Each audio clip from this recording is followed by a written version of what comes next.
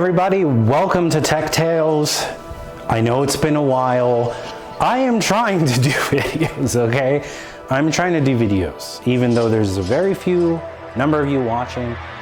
This is the latest and greatest. Shout out to EVGA for getting this out to me as soon as they did. This is not a sponsored review. I bought this. So this is the EVGA GeForce RTX 3080 Ti. This is currently equivalent to a 3090 card.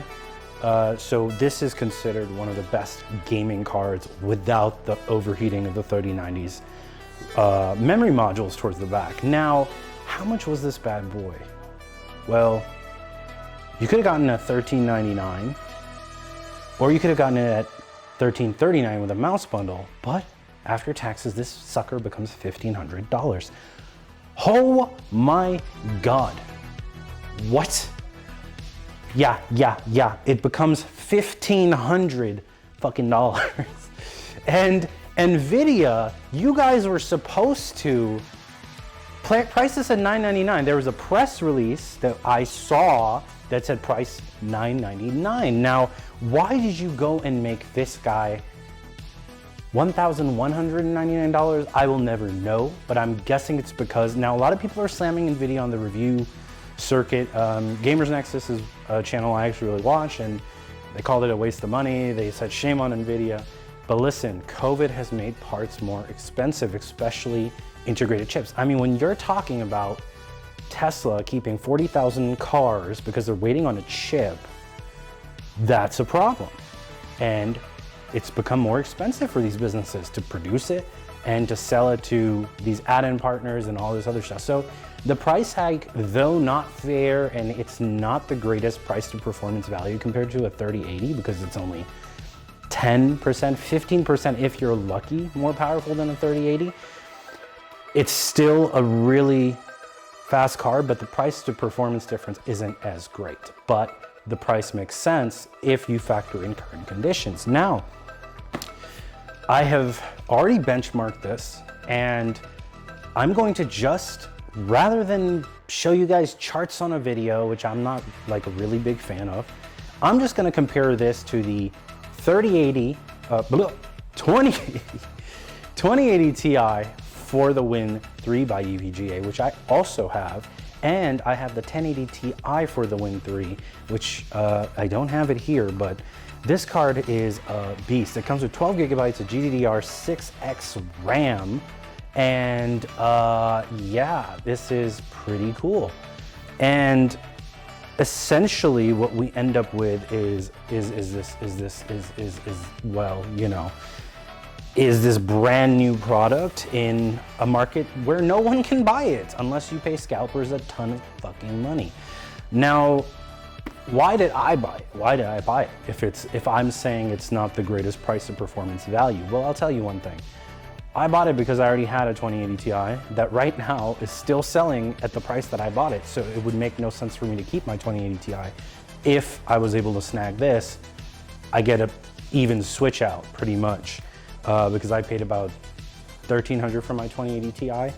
And unfortunately, I used to be sponsored by NVIDIA. Now this is funny. I used to be sponsored by NVIDIA, but they stopped sponsoring me because I guess I was a little too honest about some things. You know, I'm not a big enough name yet, and I don't have that many subscribers to really be writing to all these YouTube channels. Look at what NVIDIA sent me, and they got me off their list.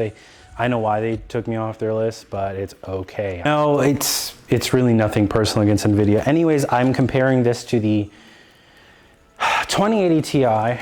This is a 3080 Ti. Now, I know you guys might want to see it with the 3080. I don't have the fucking 3080. I tried getting a 3080. I do not have the 3080. But I have a 3080 Ti. And I got this guy with a coupon code, which was nice. EVGA Elite coupon code. Anyways, they got it out to me, and so my conclusions on this card, it is definitely better than a 3080. The 10 gigs is not next generation. It's a joke. And really what we end up getting is you know, 2 gigabytes more of RAM, even though people are talking about allocation. Look, it's better to have more RAM. It's just more future proof. It's just better, okay? It's just better. So 12 gigs is better because the 2080 Ti has 11 gigs of VRAM, and well, 12 gigs. I was hoping for the 20 gig model that was rumored, but they didn't give us the 20 gig model for whatever fucking reason that I won't ever understand. But fuck it, they're just like 12 gigs. AMD is doing 16 gig cards, but NVIDIA is just like, well, 12 gigs. Crazy stuff. My conclusions on this card: if you can get it, buy it, because right now is the time to sell your shitty card. Well, if you have a shitty card, then perhaps you may want to wait for the 40 series, because the 3080, the 3070, I'm pretty sure they're nuking production on them because of the 3080, the 3070 Ti, and the rumored 3090 Ti. So, I mean, you know, you can kind of decide whatever you want to decide on that one. So 3080 Ti, it is a little pricey, but I wanted to tell you guys why I bought it, what's going on with these cards. If you can get your hand on it, get your fucking hand on it, because it is a true no-brainer. And, you know, try to get your hand on a For the Win 3. This one's better binned. It probably isn't as amazingly cool as the more expensive Hydro ICX, whatever, you know, water cooling block ones that they have, but this is the best air cooling model over the XC. No question, and higher bin. People keep asking, what's the difference For the Win 3 and the XC? Well, it's thermal capacity, the ability, dissipation rate, and they also have better binning, which means the overclocking potential on this is just better. Now, these obviously already come factory overclock compared to a Founders Edition. I am not a fan of Founders Edition. The heat on those, that cooler, even though it's a great novelty to have, isn't amazing. So take with it what you will. The EVGA For the Win 3 Ultra, and if you can get this bastard, get it, because it is worth it in the current climate, especially because the chip shortage is estimated to still go on until 2023. That's right, or end of 2022. So get this card while you can, or just skip it and wait for the 40 series. But remember, it's just a product of its times. This is what's going on with it.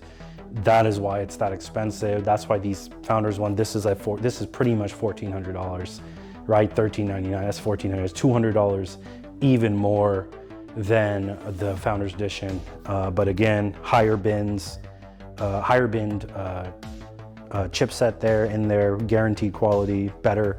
You get that amazing EVGA For the Win 3, very cool cooling, and you know, it's just a really nice card. So anyways, guys, hope you take a look at the benchmarks and make up your own decision, and God bless you if you can get one. If you can get one, just get it, because there's no point crying about $999 versus $1,200. It's a $200 difference in a really crazy time where people are marking these things up about to $2,800, which is, and I believe that's the Founders Edition, and then the EVGA one is going for like $3,200, $300. Just go ahead and get this one.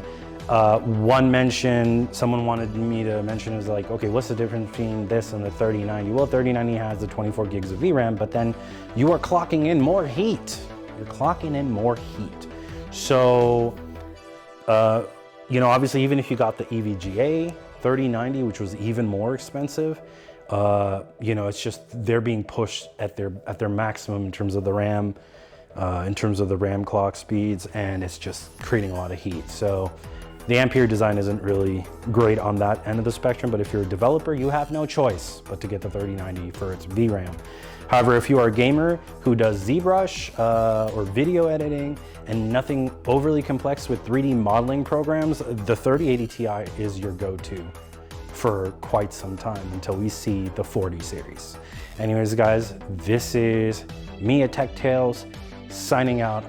Hope you join again. God damn, it took forever to get this Dutch. God, man. Couldn't even get a 3080. Couldn't even get a 3080.